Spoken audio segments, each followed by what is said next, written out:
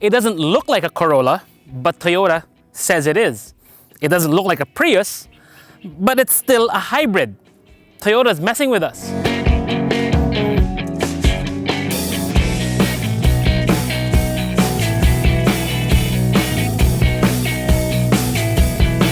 Now, Toyota isn't out and out calling the Corolla Cross an SUV. This is very different from what they were doing with the RAV4 back in the day. And actually, when you look at the dimensions of this vehicle, it's actually bigger than the first two generations of the Toyota RAV4. But in this version now, what you're getting is a more city-friendly design, a more urban design. So while it is, SUV-ish, or with the black cladding all around the body and a little bit of a higher body, it really is a crossover meant more for city because there's no all-wheel drive version. It's just purely front-wheel drive. One thing we do want to note here is that Toyota didn't mention what the ground clearance of the Corolla Cross is. So we took a bit of a liberty and used a handy tape measure to measure the lowest point on the underside of the body, which is at around 20 centimeters or, 200 millimeters, more or less, underneath the engine bay. That is the lowest point we can find from where we're sitting right here. If you look around the vehicle, yes, it does look a bit more butch, a bit more, masculine with the way it's cut and shaped. You will also notice that there are blue hues all around the car, particularly with the headlights and the Toyota grille. And fans of Toyota will know that that means it's a hybrid. From the side, you can see a bit more of what Toyota did to the Corolla to make it a crossover. What they did was, of course, they pushed out those fenders a bit and the rear quarter panel a bit to create a more muscular look, of course, with the black cladding and all that.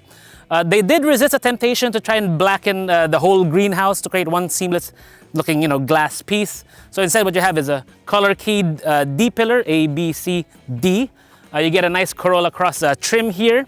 When you open the trunk, the Corolla Cross doesn't have a motorized tailgate, but instead it does have gas assist on either side. When you open up the tailgate, what you do get is a space that's 33 inches deep by 38 inches wide, and it could go a little bit further if you need to put in, let's say, a set of golf clubs, if it does fit into that. When you do fold down those rear seats, what the space you get is 63 inches long. The only issue here, however, is that the space is not fold flat because those rear seats, they don't fold flat down to the floor, and that's because there's a big battery underneath. One thing we also have to note is the fact that while there are provisions for a tonneau cover mechanism, this one doesn't come with it.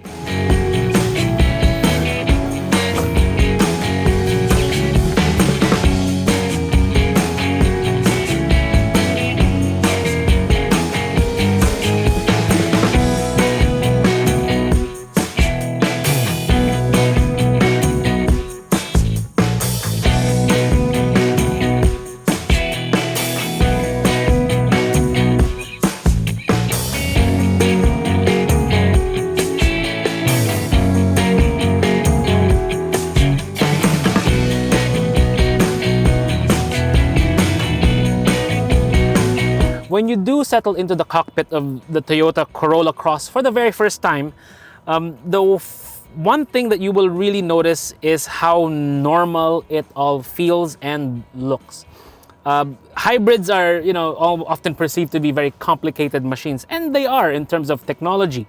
But you don't have to make the customer, the driver, feel that when it comes to the vehicle itself. So Toyota, I think, they did a good job in trying to make it look and feel as normal as possible. Got your normal steering wheel, a rather normal gauge cluster, normal audio unit, your climate control system, and even a conventional gear select lever. We've become used to the Prius models wherein the gear lever is like a little knob that, it feels different. It takes a bit of getting used to.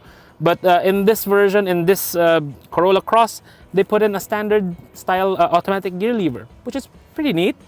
If I'm being honest with you, what I think Toyota should have done with the Corolla Cross was to level it up a bit in terms of how the interior feels. It looks a bit monotonous, a bit plasticky in some parts. But also, like, for example, the stitching here on the dashboard, it's a soft touch material, but the stitching here is molded like you would find on the Vios. You also have one USB port here, which is unusual. It's in the wrong spot. I would prefer it tucked in there, or maybe even inside here.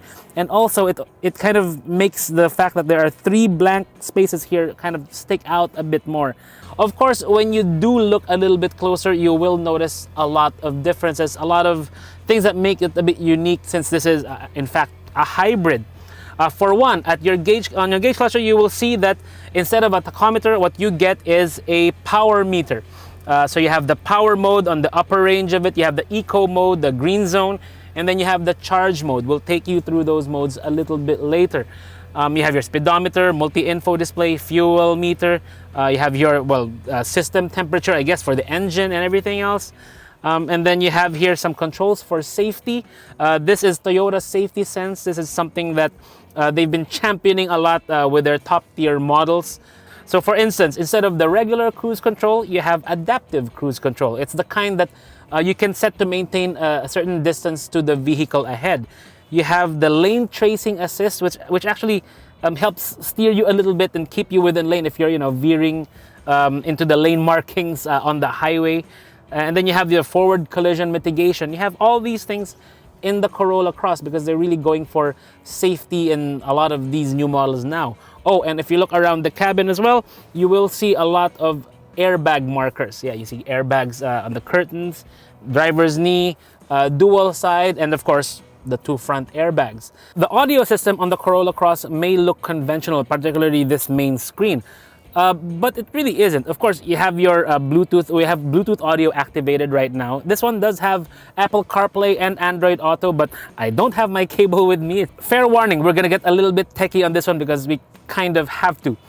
When you open the energy monitor on the display audio system, that's how you can see how the Corolla Cross is being driven.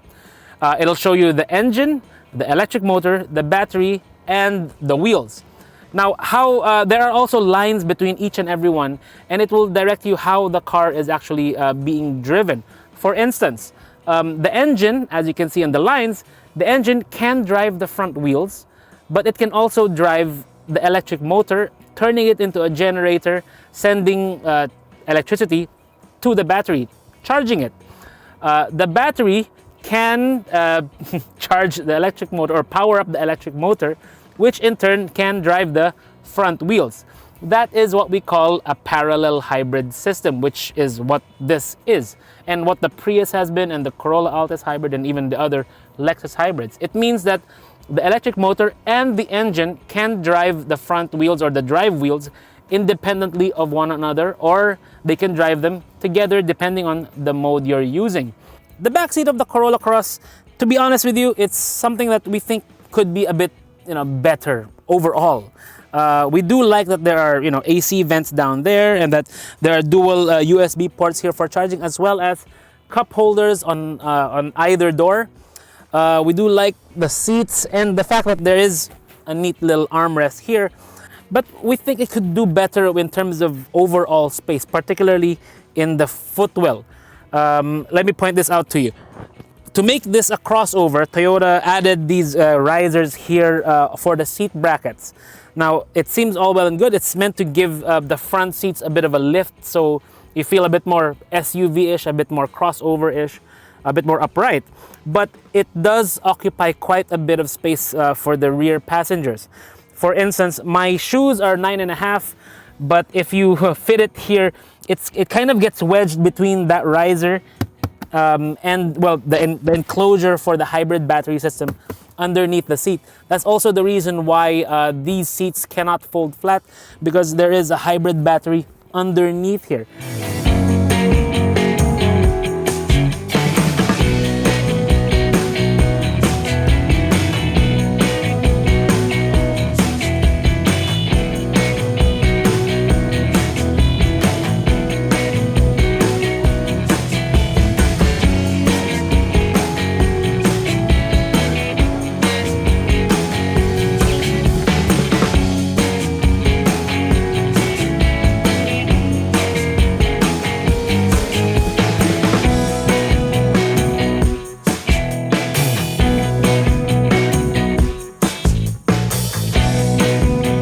driving here inside one of Santa Lucia's bigger properties over in Rizal. It's called Palo Alto.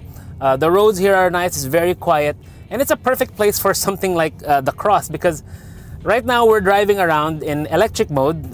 We're cruising at almost 40 kilometers per hour, and we're not consuming any fuel, we're not making any noise.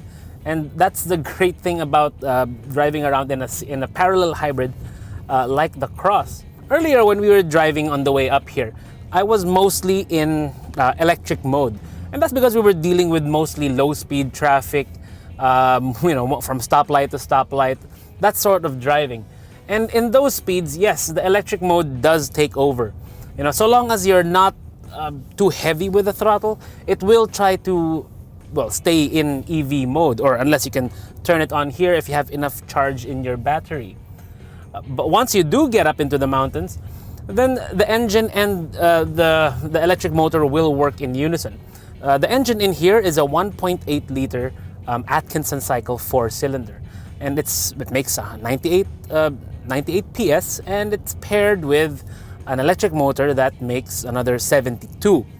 The Atkinson is not as powerful as, let's say, normal, auto cycle engines like you would find in many other cars. But the electric motor does make up the remainder, to give you a bit more power. It makes up for it in the low speed, in low speed kinds of driving. So that's the synergy really between the two.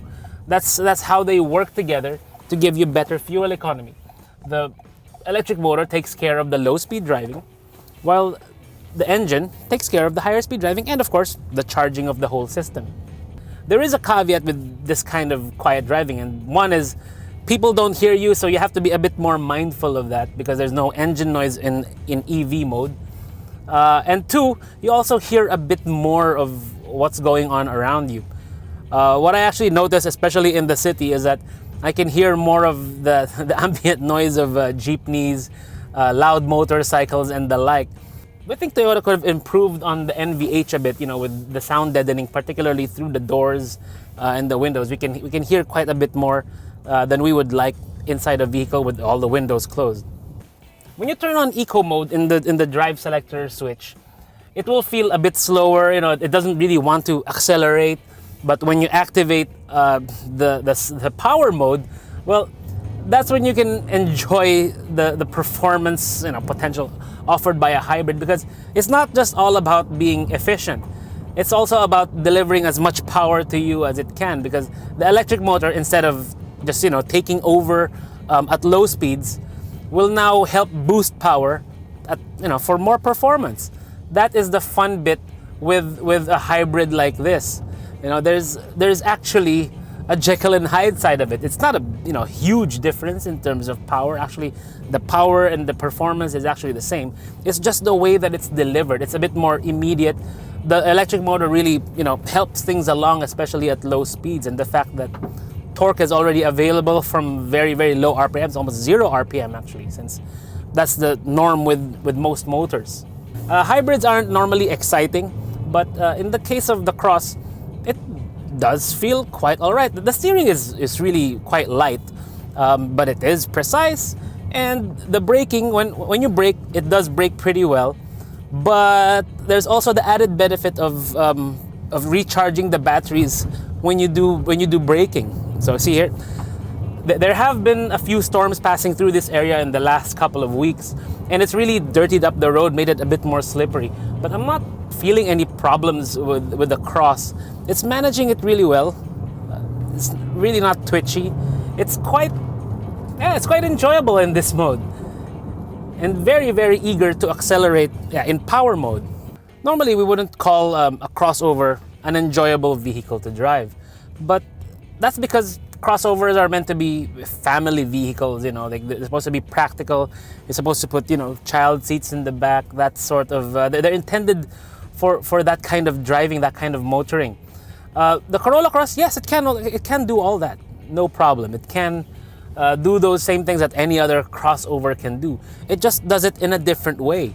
The hybrid does make a difference, but what I like about this is that it feels a bit more hatchback rather than crossover, rather than saloon car. And while we do like our four-door saloons in the Philippines, the unfortunate thing is that hatchbacks just aren't as seen as a more viable, a more popular option compared to sedans or even larger crossovers. If a full crossover like a RAV4 isn't really your kind of thing, you can go for something smaller, something more efficient, like this model. If you want the hybrid in a different treatment, if you want a liftback, you've got the Prius. If you want the same hybrid system in a sedan, you've got the Corolla Altis. They've just basically rounded up their 1.8 liter hybrid lineup with the Toyota Corolla Cross. I do have one criticism of the hybrid system though, and that's the fact that there's only one kind, which is this kind. It's the version that it's called the self-charging hybrid, because it uses internal combustion and it harvests braking energy and your momentum to be able to charge the batteries. But I think Toyota should have really opted already for a plug-in version. And some are averse to the idea of being able to plug in their vehicles to an electrical socket, but it would be a nice option to have, to be able to fully charge your hybrid vehicle overnight. After when you go home, you plug it in, and then you wake up in the morning, and then you drive, and then you've got a full battery to be able to drive to work and do your morning commute or even your evening commute if you're efficient with it. That, I think, should have been what Toyota opted for when they launched something like the Corolla Cross or even the Corolla Altis. But we don't have it. For now, this is what we have. This is already technically the technology of today. It's no longer the technology of tomorrow. Toyota still has some things to do, I think, with their hybrid system, because the batteries on this, they're not yet the lithium polymer kind or the lithium ion kind. These are still nickel metal hydride batteries under that seat. So in terms of overall range, it's not that high yet. But eventually, in time, hopefully they can improve the technology with the battery technology of models like the Corolla Cross and the Prius and the Altis Hybrid, so that we can really enjoy more electrified driving in the future.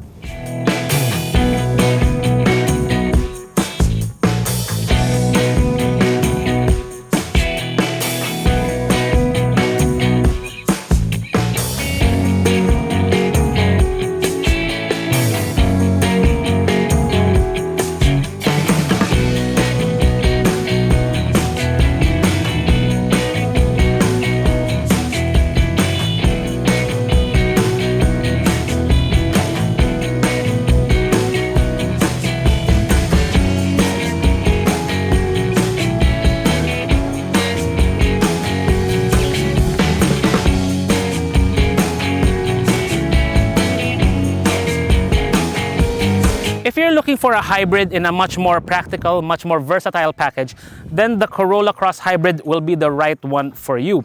We think there are a few things that need improvement, that need adjustment, particularly with the way it's appointed, the way it looks inside. But overall, we can't really fault Toyota for that. Because if you remember correctly, the original Toyota Prius, when they sold it here, it was 2.2 million. This Corolla Cross Hybrid, it comes in at 1.65. That's much more affordable than the hybrids were 10 years ago. So how did they do that? Is because it's now made in Thailand, taking full advantage of the ASEAN free trade area, which we also have with Thailand, Indonesia, Malaysia, and the other ASEAN nations. Will this succeed in the market? We think so.